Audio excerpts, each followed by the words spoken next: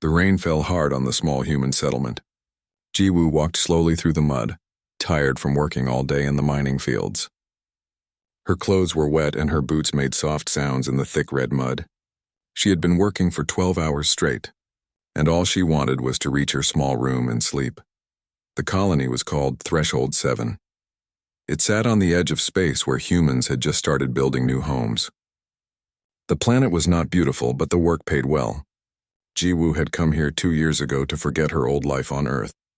She did not talk much to other workers. She kept to herself. The storm was getting worse. Thunder crashed above her head and lightning lit up the dark sky. Jiwoo pulled her jacket closer to her body, trying to stay warm. The settlement was just ahead. A few more minutes and she would be inside. Then she heard something strange. A sound that cut through the rain and thunder. It was high and sharp, like a cry for help. Jiwoo stopped walking. She listened carefully. There it was again. Something was making that sound. Something alive. Jiwoo knew she should keep walking. She was cold and tired. Whatever was making that sound was probably just some local animal, but something made her turn toward the noise. Maybe it was curiosity. Maybe it was something deeper. She followed the sound to one of the big drainage ditches. These ditches carried water away from the colony when it rained. But tonight the rain was too heavy. The water was rising fast, already deep enough to reach her waist. And there, caught in the rushing water and tangled in trash and broken metal, was a small creature. At first, Jiwoo thought it was just an animal from this planet. Then lightning flashed across the sky and she saw it clearly. The creature had scales that shined even in the dirty water. It had small wings that were caught in the debris, and it had eyes that looked right at her. Intelligent eyes. Eyes that were begging for help. Jiwoo did not think. She just moved. She jumped into the cold water and immediately the current tried to pull her away.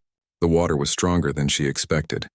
It pushed against her legs, trying to sweep her downstream. But Jiwoo had grown up near the ocean on Earth. She knew how to fight water. She pushed forward, reached the creature and grabbed it carefully. Then she fought her way back to the edge and pulled them both out. The creature was shaking badly. Its scales looked dull and sick. Jiwoo held it close and looked at it carefully. It was small, about the size of a cat. Its wings were thin like paper, with delicate bones she could see through the skin. Small horns were just starting to grow on its head. Its chest moved up and down fast as it breathed. This was a baby. A young creature that should have been with its mother. Who would leave you out here? Jiwoo whispered. She held the creature against her chest, sharing her body heat. Slowly it stopped shaking so much. It made a small chirping sound and pressed closer to her. Jiwoo looked around. The streets were empty. Everyone had gone inside because of the storm. No one had seen her pull this creature from the water. No one knew what she had found. She knew the rules. There were strict protocols for finding unknown alien animals. She should report this to the colony administration immediately. They would take the creature, study it, and decide what to do with it. That was the proper way. But when Jiwoo looked down at the creature in her arms, she saw something in its eyes. Something that looked like fear and sadness. Something that reminded her of herself when she first came to this colony, running from a life that had hurt her.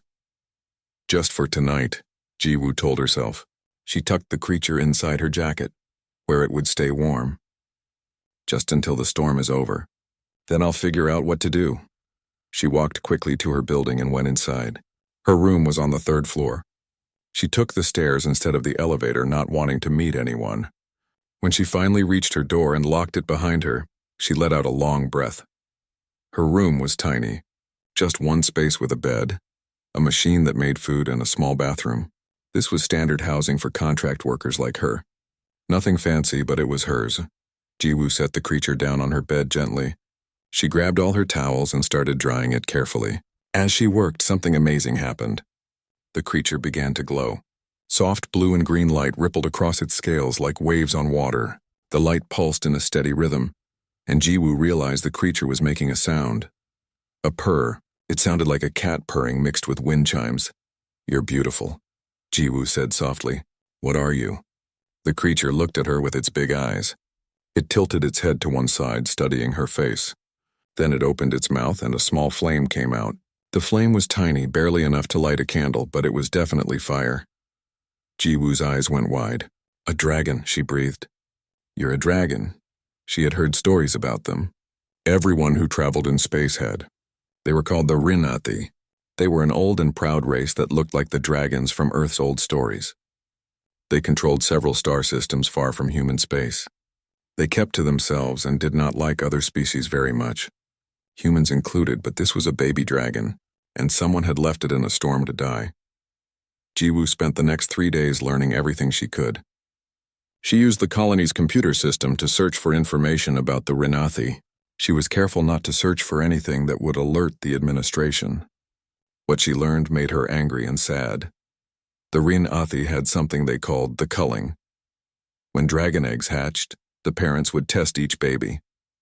They tested how strong they were, how well they could breathe fire, and how well they could fly.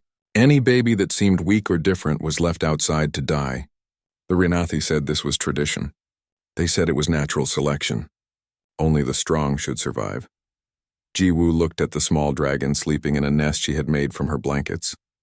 3 days had passed, and the creature had bonded with her completely. It followed Jiwoo everywhere in the small room. It made sad chirping sounds when they were apart. At night, it slept on Jiwoo's chest, its warm scales better than any blanket. Jiwoo had started calling the dragon Hana. In Korean, Hana meant one. It seemed right because Hana was her first secret, her first real connection since coming to this lonely colony. They wanted you to die, Jiwoo said quietly, stroking Hana's head. The scales felt smooth and warm under her fingers. Because you're small. Because maybe your wings look a little different or your fire isn't bright enough for them.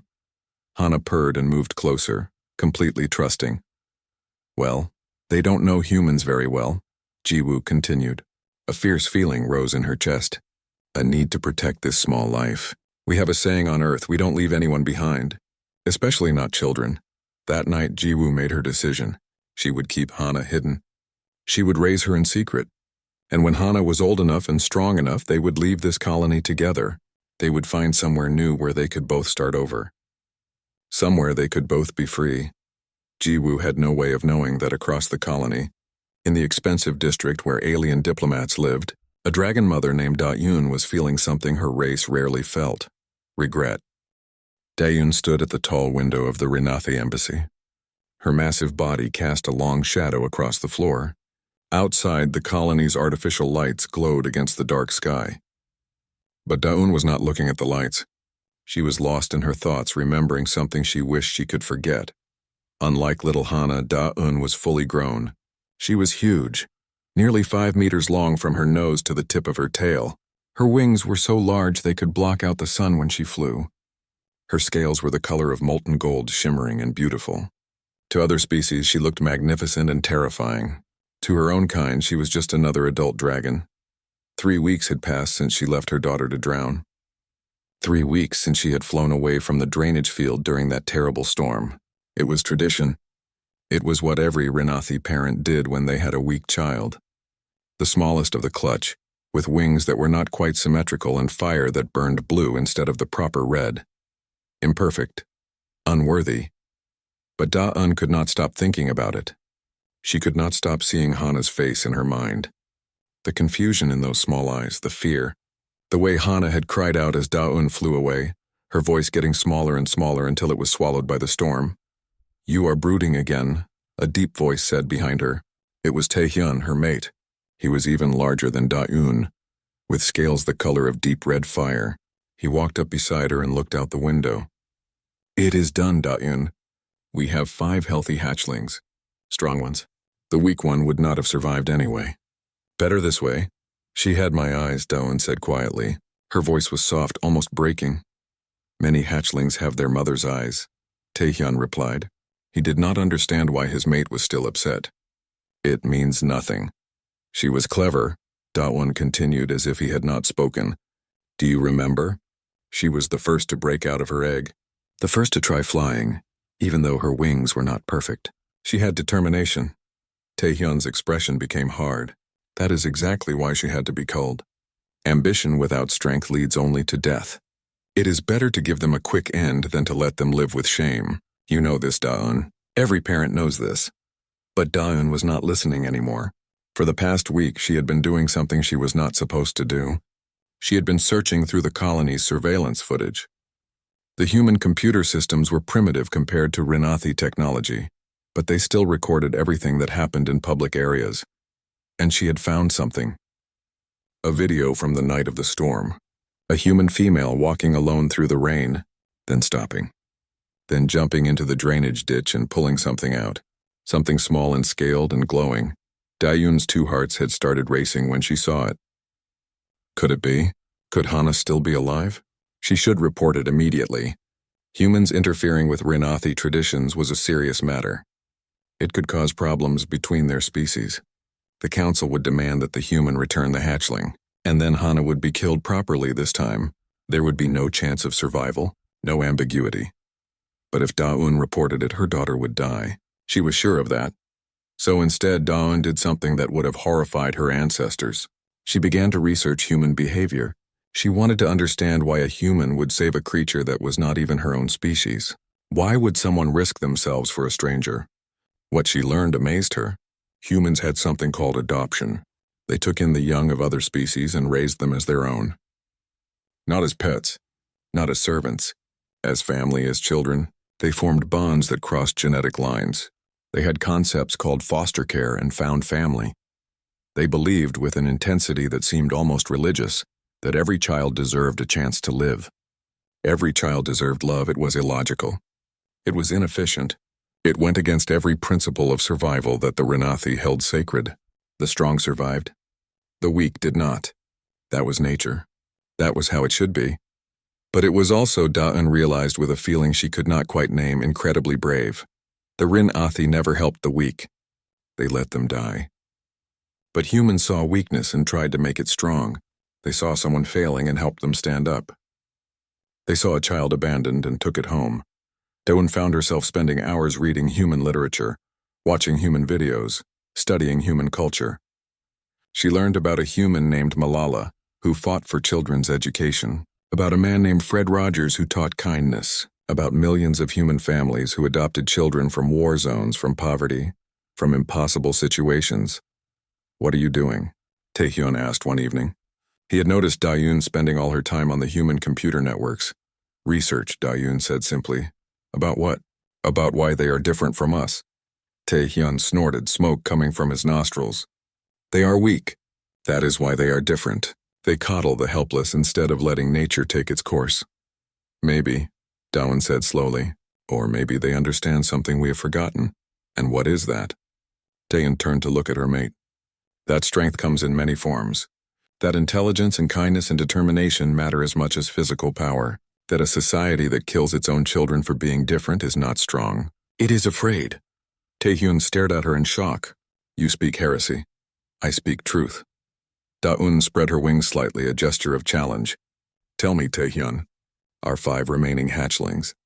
They are all strong, yes. But are any of them clever like Hana was? Do any of them show the determination she had? They do not need cleverness. They have strength. And what happens when they face a problem that strength cannot solve? What happens when they need to think instead of fight? We have bred cleverness out of our race for generations, culling any child that thinks differently. And now look at us. We are strong, yes, but we have not invented anything new in 1,000 years. We have not grown. We have stagnated. You are upset," Taehyun said, his voice gentler now. "You are a mother mourning her child. These thoughts will pass, but Daon knew they would not pass. Something had changed in her. A crack had formed in the certainty she had carried her whole life. And through that crack, doubt was seeping in. That night, Dayun made a decision. She would find the human who saved Hana. She would see her daughter one more time, and then she would decide what to do. Finding the human was not difficult. The colony was small, and Dayun had access to all the surveillance systems. The woman's name was Jiwoo. She was a contract worker in the mining fields. She lived alone in a small room in the workers' housing district. She had no family here, no close friends. Just like Hana, she was alone in the world. Dayun watched the surveillance footage of Jiwoo's building for days. She saw the woman come home tired every evening, saw her pick up extra food from the synthesizer, saw her leave for work each morning looking less tired than before, almost happy. Finally, Daon knew what she had to do. She waited until Jiwoo left for her shift. Then Daon used her diplomatic access to override the door lock and let herself into the human's small room. The room smelled like Jiwoo, but it also smelled like something else. Something familiar and precious. It smelled like a Rinathi hatchling. Dayun's eyes adjusted to the dim light. There, in a nest made of blankets and soft cloth, Hana was sleeping. She was curled up in a tight ball, her scales glowing faintly with each breath. She looked healthy. Her scales were bright and clean. She had grown since Daun last saw her. Daun moved closer, her massive body barely fitting in the small space. She reached out one clawed hand very gently and touched her daughter's head. Hana's eyes opened immediately. For a moment there was recognition. Then fear, then anger. The small dragon hissed and backed away, her blue fire flaring in warning. "Peace, little one," Dayun said softly in the dragon tongue. "I mean you no harm." But Hana did not trust her. Why would she? This was the mother who had abandoned her to die. Hana backed into the corner, her eyes never leaving Daun. Daun felt her heart's breaking. Her daughter feared her, and she deserved that fear. "I am sorry," Daun whispered. "I am so sorry, Hana." At that moment the door opened. Jiwoo stood there, frozen in shock at seeing a massive dragon in her tiny room. For a second no one moved.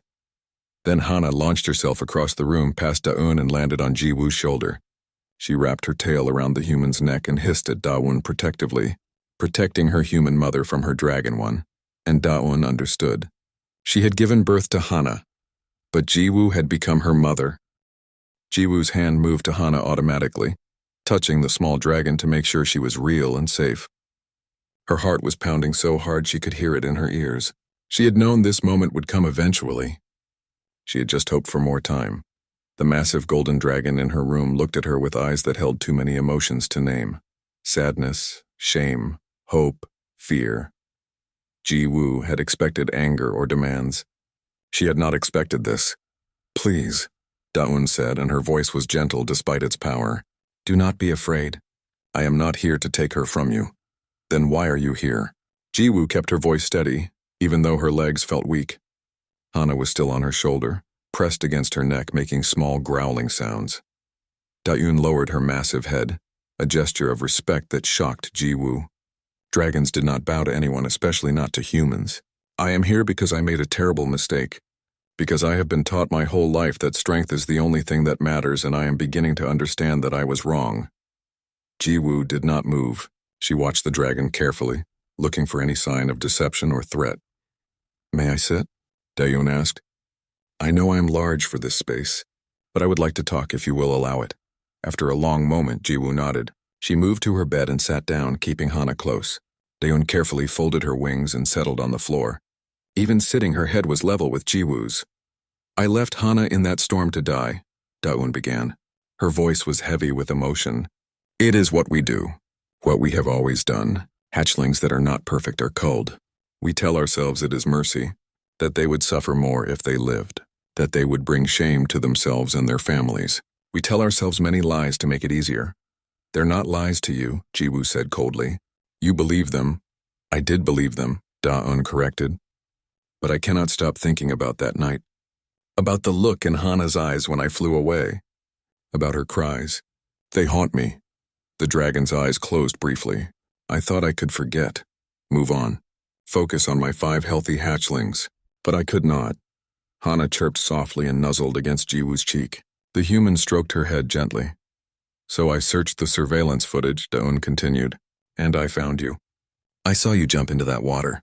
I saw you save her when I had left her to die. And I have spent the past weeks trying to understand why." "Because it was the right thing to do," Jiwoo said simply. "Because she's a child. Because no child deserves to die alone and afraid." "That is what humans believe," Daun said. "But it is not what Rinathi believe. Or at least it is not what we have believed for thousands of years." She looked at Hana, who was glaring at her with suspicion. "But maybe we are wrong." The room was quiet for a moment. Outside, Jiwoo could hear the sounds of the colony. Workers talking, vehicles moving, life continuing. But in this small room, time seemed to stand still. "What do you want?" Jiwoo asked finally. "Why did you come here? To apologize? To ease your guilt? Because I won't let you take her. I don't care what your laws say." "I do not want to take her," Daun said, and there was truth in her voice. "Look at her. She is happy. Her scales are brighter than any of her siblings. She is healthy and growing. You have given her something I never could. What? Love without conditions. Acceptance without judgment. A home where she does not have to be perfect to be wanted. Jiwoo felt her anger softening slightly, but she kept her guard up. Then what do you want? Diane was quiet for a long time. When she spoke, her voice was small, almost vulnerable. I want to know if there is any way I can be part of her life. Not as her owner. Not even as her mother, because you are her mother now, but as someone who cares about her, someone who wants to watch her grow, someone who wants to make up for the terrible things she did. That's not for me to decide, Jiwoo said. She looked down at Hana. It's up to her. Both of them looked at the small dragon. Hana stared back at Daun with her intelligent eyes. She was silent, thinking. Jiwoo could almost see the thoughts moving through her young mind. Finally, Hana spoke. Not in words, because she was still too young for that. But she made a sound. A questioning chirp. She tilted her head, asking a question that needed no translation. Why? Why did I leave you? Dayan asked, understanding. Because I was afraid. Afraid of what other dragons would say. Afraid of breaking tradition. Afraid of being different. I was a coward, little one. And I am sorry. Hana made another sound. Still cautious, still unsure. I cannot undo what I did, Dayon continued. I cannot give you back those weeks. I cannot erase the fear and pain. But I can promise you this. I will never abandon you again. I will fight anyone who tries to hurt you. I will stand against my entire species if I must. You are my daughter, and I failed you. But if you give me a chance, I will spend the rest of my life making it right. Hana looked at Jiwoo, seeking guidance. Jiwoo smiled gently. It's your choice, little spark. Whatever you decide, I support you. The small dragon thought for another moment. Then slowly, carefully, she spread her wings and flew across the space between them. She landed on Daun's forearm and looked up at her birth mother.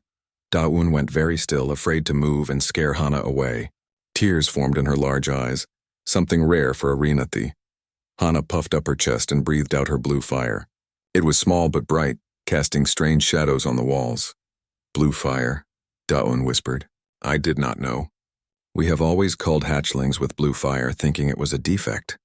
But I researched it. Blue fire burns hotter than red. It is not weaker. It is stronger, Hana chirped proudly as if to say, I told you so. For the first time since entering the room, Daun smiled. It transformed her face, making her look younger and less fierce. You are extraordinary, little one. I was too blind to see it, too bound by old beliefs, but this human saw what I could not. Jiwoo felt something shift in the room, attention releasing. So what happens now? She asked. Now, Daun said. We figure this out together. If you will allow me, I would like to visit sometimes. To teach Hana about Renathi culture and history, to help her understand where she comes from. But this will always be her home. You will always be her mother. Both of us can be her mother, Jiwoo said slowly. Different kinds of mothers. Is that possible? I do not know, Daun admitted. This has never been done before, but humans seem to manage it with their foster families and adoptions. Perhaps we can learn from you. Hana flew back to Jiwoo's shoulder, then looked at Daun and chirped. She flew to Daun, then back to Jiwoo, back and forth as if testing something, making sure both of them would still be there. She's making sure neither of us will leave, Jiwoo said softly. I will not leave, Daun promised. Never again. Over the next few hours they talked. Daun told Jiwoo about Renathi customs, about the 5 siblings Hana had never met, about the stars where dragons flew. Jiwoo told Daun about human families, about adoption, about second chances. Hana flew between them, gradually relaxing, gradually accepting that she could have both mothers. There will be problems, Daun warned as the evening grew late. The Renathi Council will not like this.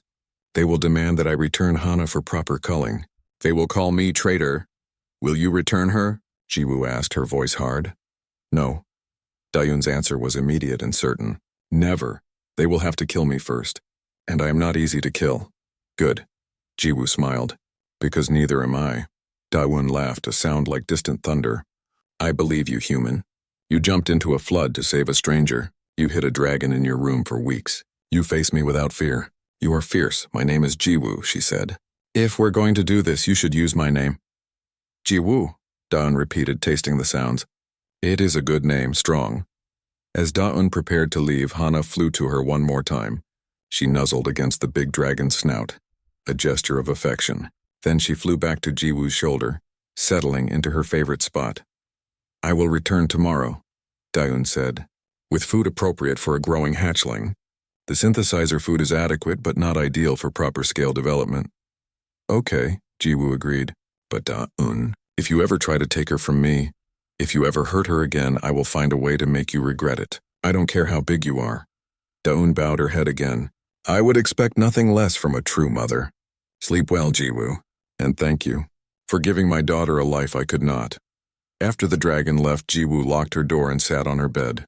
Hana climbed into her lap, purring softly. The human held the small dragon close, her mind spinning with everything that had happened.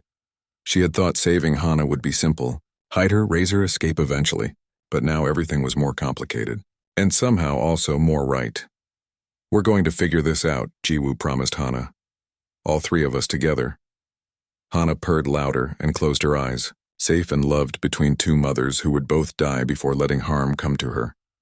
Outside, stars glittered in the alien sky, and the future stretched ahead full of unknown challenges and impossible hope. 3 months passed, and life in the colony changed in ways no one had expected. Daeun visited Jiwoo's small room almost every day. At first people stared. A massive golden dragon walking through the workers' district was not a common sight. But gradually they got used to it. Humans were adaptable. They had to be, living so far from Earth. Hana was growing quickly now. She was twice the size she had been when Jiwoo first pulled her from the water. Her wings were stronger, and she could fly around the entire room without getting tired. Her blue fire was brighter and hotter. She could melt metal now, something that amazed both her mothers. The three of them had found a rhythm. Jiwoo worked her shifts in the mining fields. Daeun brought special food and taught Hana the dragon language, history, and traditions. In the evenings, all three would spend time together, talking and playing, but the peace could not last forever. Taehyun had noticed his mate's strange behavior. She was gone for hours every day. She brought food from their stores but never ate it herself. She seemed happier but also more secretive. Finally, he followed her. When he saw where she was going, when he saw her entering the workers' district and disappearing into a human's room, his rage was immediate. He flew to the Renathi embassy and called an emergency council meeting. "My mate has gone mad," he announced to the 5 council members. "She has been visiting a human. I believe the human has stolen our culled hatchling and Daeun is helping her hide it." The council members looked at each other with concern. This was serious. Humans interfering with Renathi traditions could damage the fragile diplomatic relationships between their species. "Summon Daeun," ordered council leader Byung-ho. He was the oldest dragon in the colony. His scales faded to pale silver with age. "We will hear what she has to say." When Daeun arrived at the embassy an hour later, she knew something was wrong. The council chamber was full. All 5 council members were there, along with Taehyun and several other adult dragons. This was not a friendly meeting. "Is it true?" Byung-ho asked without preamble. "Have you been consorting with a human? Has this human stolen our hatchling?" Daeun stood tall, her wings slightly spread. A position of defiance, not submission. "Yes, I have been visiting a human named Jiwoo. And no, she did not steal Hana, she saved her." "Hana," Taehyun spat the name like a curse. "You named it?" "She is our daughter." "Of course she has a name. She was culled," Byung-ho said firmly. "She was judged unworthy and removed from our community. This is our tradition, our law." "It is a terrible law," Daeun replied. Her voice was calm but powerful. "And I will not follow it anymore." The chamber erupted in angry voices. Dragons roared and hissed. This was heresy.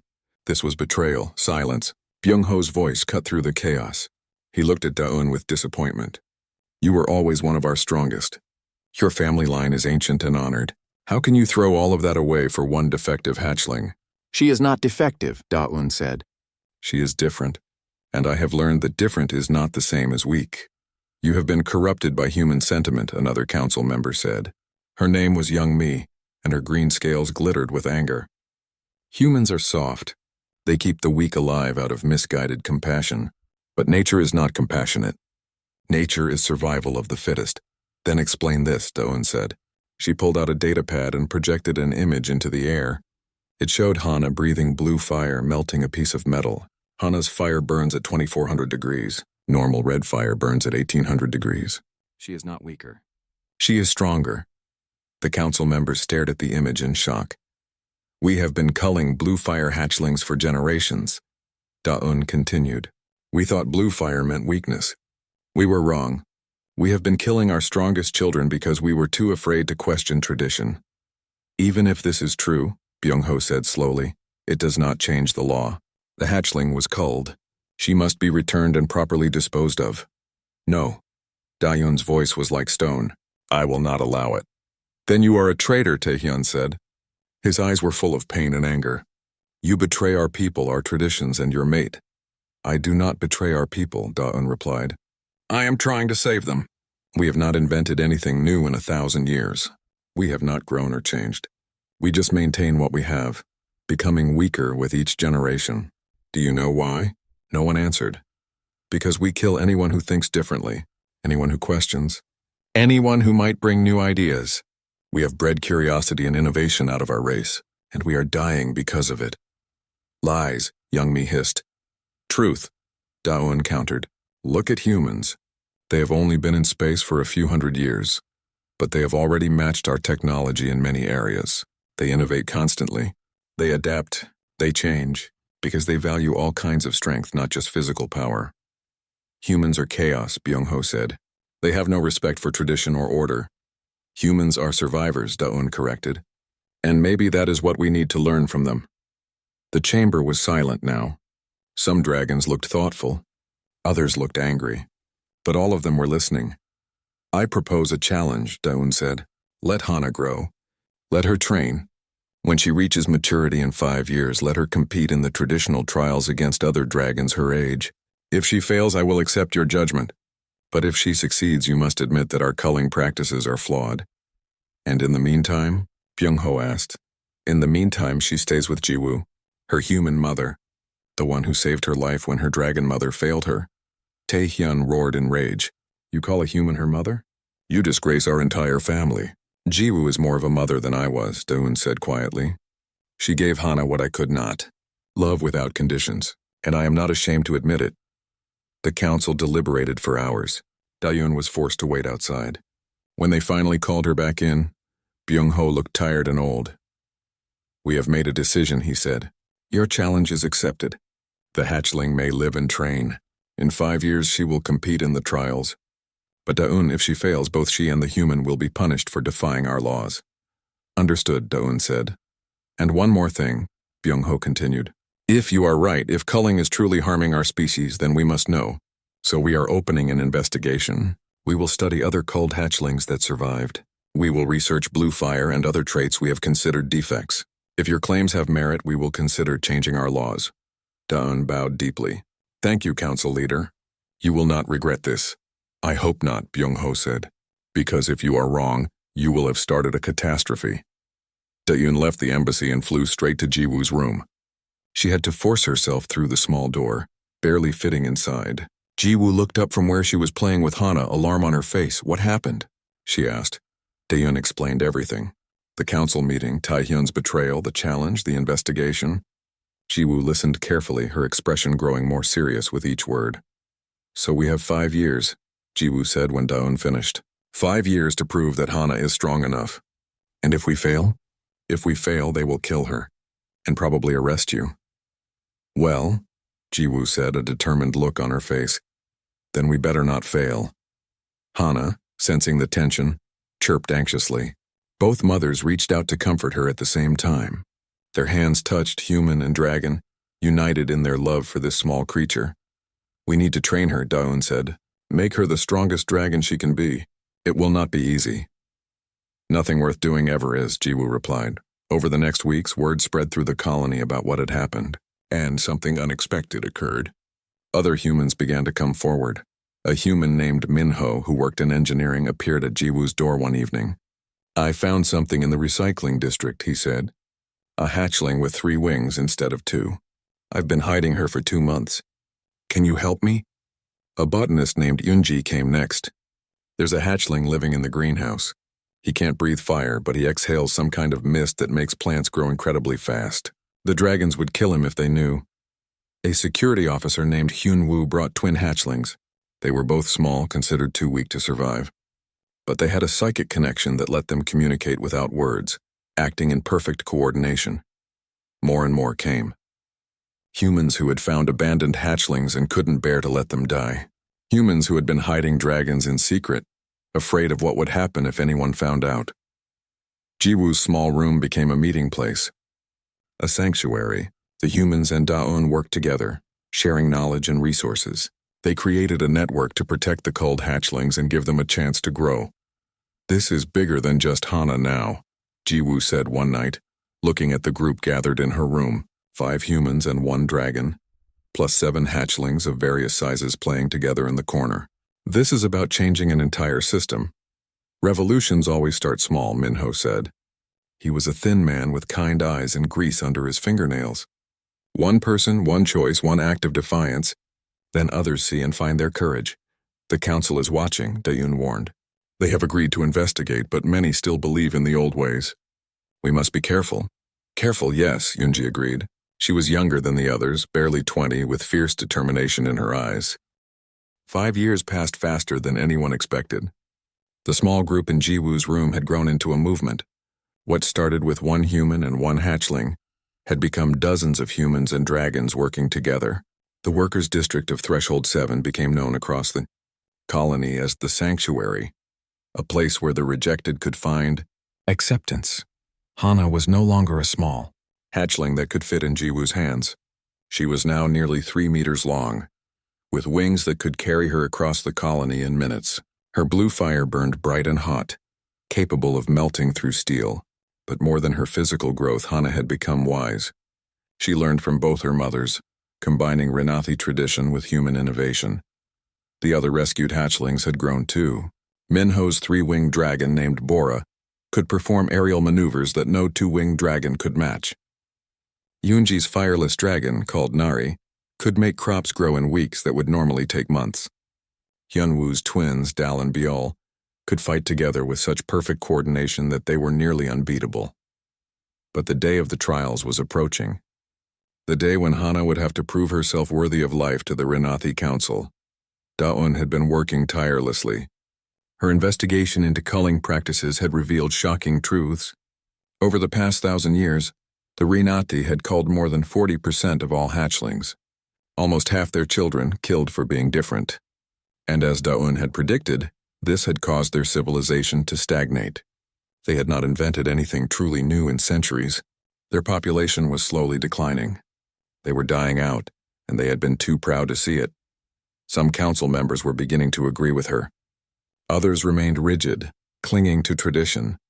The trials would be the deciding moment. The morning of the trials, Jiwoo helped Hana prepare. She checked her wings, made sure her scales were clean and bright, and gave her last-minute advice. "Remember," Jiwoo said, "you're not just fighting for yourself. You're fighting for every hatchling that was ever culled, every dragon that was killed for being different. You're fighting to change the future." "I know," Hana replied. She could speak now in both dragon tongue and human language. Her voice was clear and strong. "But I am also fighting for you, for the mother who saved me when no one else would. I will not fail you." "You could never fail me," Jiwoo said, tears in her eyes. "You've already exceeded every dream I had. But be careful. Some of the dragons competing against you will want you to lose. They see you as a threat to their beliefs." Daun arrived soon after. Her relationship with Taehyun had never recovered. He refused to acknowledge Hana, and had taken their other 5 hatchlings to live separately. But Daun had made her choice. She chose love over tradition, truth over comfort. "It is time," Daun said. "The trials will be held in the main arena. Everyone in the colony will be watching." They walked together to the arena, the 2 mothers flanking their daughter. Humans lined the streets cheering for Hana. Many held signs of support. The sanctuary had changed the colony. Humans and dragons were no longer separate. They had begun to work together, learn from each other, become something new. The arena was massive, built for dragon competitions. The stands were packed with both dragons and humans. Jiwoo saw Minho, Yunji, Hyunwoo, and all the other humans who had rescued hatchlings. They were all there supporting Hana. The council sat in a special platform above the arena. Byung-ho stood and spread his wings, calling for silence. "Today we witness a trial unlike any in our history," he announced. His voice carried across the arena. 5 years ago, a hatchling was culled and left to die. But she survived, raised by a human and her birth mother working together. Today, she will compete against dragons born in the traditional way. If she succeeds, we must reconsider our ancient laws. If she fails, she will be executed, and our traditions will continue unchanged. The crowd was silent. The weight of the moment pressed down on everyone. Let the trials begin, Byung-ho declared. There were 3 trials. The first was a test of strength. Dragons had to lift and carry increasingly heavy stones across the arena. Hana competed against 5 other dragons her age, all raised traditionally. She was smaller than most of them, but her muscles were dense and powerful. She completed the test in the middle of the pack. Not the strongest, but not the weakest. The second trial was flight. Dragons had to navigate through a dangerous obstacle course while flying at high speed. This was where many expected Hana to fail. Her wings were not quite symmetrical, the reason she had been culled in the first place. But Hana had been training with Bora, the 3-winged dragon. She had learned how to use air currents and wind resistance to compensate for her asymmetry. She flew through the course with grace and precision, finishing second only to a dragon who had been training since birth. The crowd roared. Humans cheered. Even some dragons looked impressed. The third and final trial was fire. Dragons had to melt through progressively thicker pieces of metal. Whoever could melt through the thickest piece would win. Hana stepped up to the challenge. Her competitors went first, their red and orange flames cutting through metal after metal. The thickest piece any of them could melt was 5 centimeters of solid steel. Then it was Hana's turn. She took a deep breath, and when she exhaled, blue fire erupted from her mouth. It was hotter than any fire the dragons had ever seen. The metal glowed white-hot, then began to drip and puddle. Hana cut through not 5 centimeters, but 10, then 15, then 20.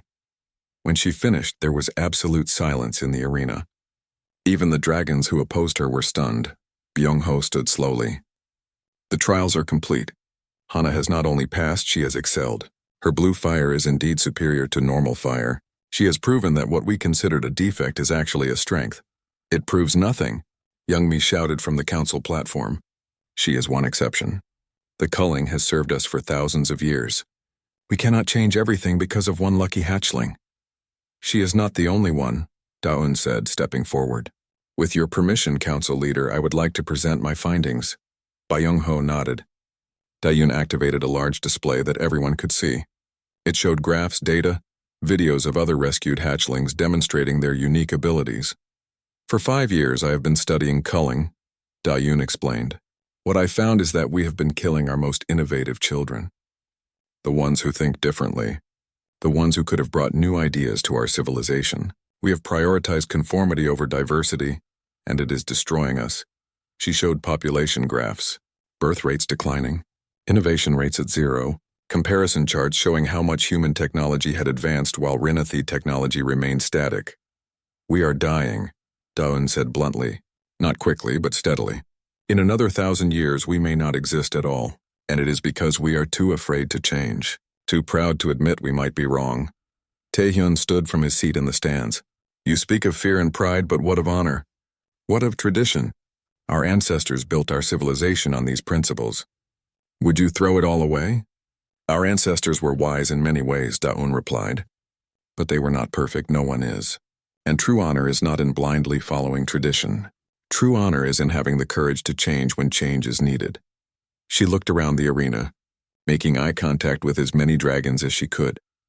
I abandoned my daughter because I was afraid, she continued. Afraid of being different. Afraid of judgment. And I have regretted that decision every day since. But a human showed me another way. Jiwoo taught me that strength comes in many forms. That love is more important than pride. That every child deserves a chance to live and prove their worth. Jiwoo felt her face flush as hundreds of eyes turned to her. She had not expected to be called out.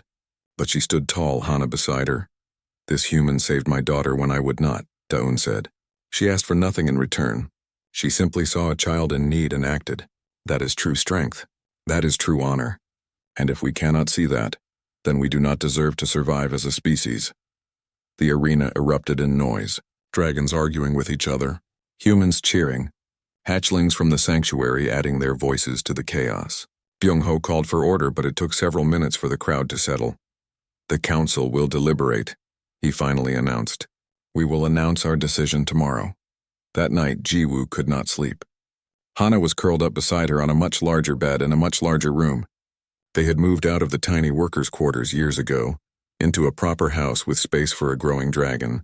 But Jiwoo still remembered those early days, hiding Hana in blankets, worrying about every sound, wondering if they would be caught. Whatever happens tomorrow, Jiwoo whispered to Hana, I want you to know that I am proud of you. You have become more than I ever imagined. I am who I am because of you, Hana replied softly. You taught me that being different is not being wrong. That is a lesson I will never forget. The next day, the arena was even more crowded than before. Everyone wanted to hear the council's decision. Jiwoo, Dayun, and Hana stood in the center, waiting. Byung-ho stood and spread his wings. The crowd fell silent. After much deliberation, he began, The council has made a decision. The practice of culling will be suspended immediately.